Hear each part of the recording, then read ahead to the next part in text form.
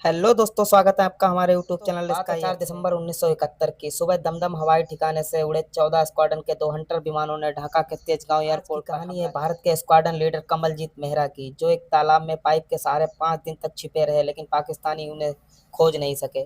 बात है 4 दिसंबर 1971 की सुबह दमदम हवाई ठिकाने से उड़े 14 स्क्वाड्रन के 2 हंटर विमानों ने ढाका के तेजगांव एयरपोर्ट पर हमला किया।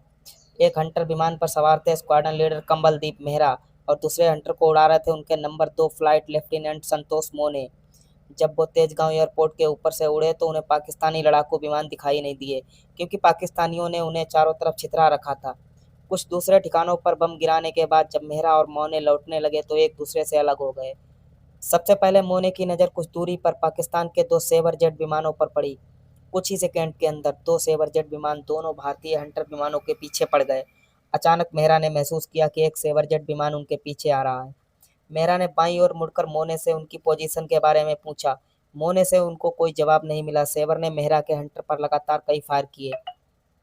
मेहरा ने मोने से कहा कि वो सेवर के पीछे फायर करें ताकि उससे उनका पीछा छूटे, लेकिन मेहरा को इसका अंदाजा नहीं। हंटर के पीछे भी एक और सेवर लगा हुआ है। उस समय मोने के हंटर की गति थी 360 नाट यानी 414 किलोमीटर प्रति घंटा। मोने अपने विमान को बहुत तेज नीचे लाए और दमदम की ओर पूरी ताकत से उड़ने लगे।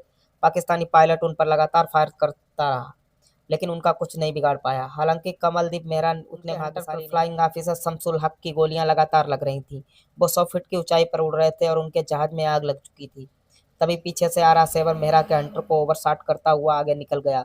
मेहरा उस पर निशाना चाहते थे, लेकिन लगा नहीं पाए, क्योंकि उनकी कॉकपिट में धुआं भर चुका था और उन्हें सांस लेने में दिक्कत आ रही। आग उनके कॉकपिट तक पहुंचने लगी। मेहरा ने बिना कोई देर अपने पैरों को दबाया, लेकिन एक माइक्रो सेकंड में खुलने वाला पैराशूट खुला ही नहीं। विमान के ऊपर लगने वाली कनोपी जरूर अलग हो गई। नतीजा ये हुआ कि इतनी बेग से हवा का तेज झोंका आया कि मेहरा के ग्लव्स और घड़ी टूटकर हवा में उड़ गई। यही नहीं, उनका दाहिनी हाथ इतनी तेजी से पीछे मुड़ा कि उनका कंधा उखड़ गया। पूरी तरह से घायल किसी तरह मेहरा ने अपने बाएं हाथ से पैराशूट का लीवर फिर दबाया। इस बार इस बार पैराशूट खुल गया और मेहरा हवा में उड़ते चले गए। मेहरा के नीचे गिरते ही बंगाली ग्रामीणों ने उन्हें लाठी और डंडों से पीटना शुरू। 2 लोगों ने भीड़ को रोककर मेहरा से उनकी पहचान पूछी।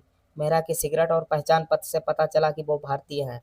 मेहरा भाग्यशाली थे कि वो मुक्ति वाहिनी के लड़ाकों के बीच गिरे थे। गांव वालों ने मेहरा को उठाया, उनके कपड़े बदले और उन्हें लुंगी पहनने को दी। एक मुक्ति वाहिनी योद्धा ने उनकी पिस्टल उनसे ले ली। उसका संभवतः कहीं बाद में इस्तेमाल किया गया।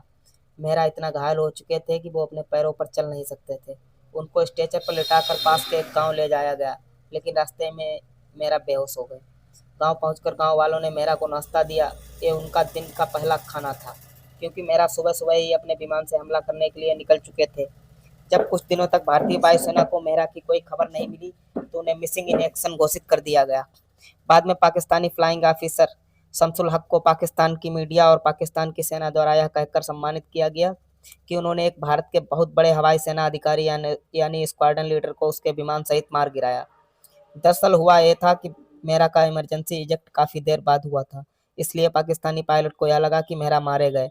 इस घटना के 9 दिन बाद अगरतला क्षेत्र में सीमांत इलाके के एक हेलीपैड पर एक भारतीय हेलीकॉप्टर ने लैंड किया। उस हेलीकॉप्टर में भारतीय सेना के एक जनरल बैठे हुए थे। जनरल के हेलीकॉप्टर से उतरने के बाद स्थानीय एयरमैन उस हेलीकॉप्टर की सर्विस कर रहे थे, जबकि उसके पायलट आपस में बात कर रहे थे। वहां किसी को ध्यान उस ओर नहीं गया कि वहां एक कमीज और लुंगी पहने एक दुबला पतला व्यक्ति प्रकट हुआ है। उनका दाहिना हाथ एक स्लिंग में बंधा हुआ था, उनकी दाढ़ी बड़ी हुई थी और उनके चेहरे पर चोट के निशान भी थे। उनकी बाह नीली पड़ चुकी थी और उसमें गैंग्रीन की शुरुआत हो चुकी थी। एक नज़र में वह शख्स उन शरणार्थियों जैसा दिखाई देता था जो उन दिनों पूरे अगरतला में फैले हुए थे। एयरफोर्स के पायलटों को उस समय बहुत अचंभा हुआ जब उस शख्स ने जोर से पुकारा, मामा।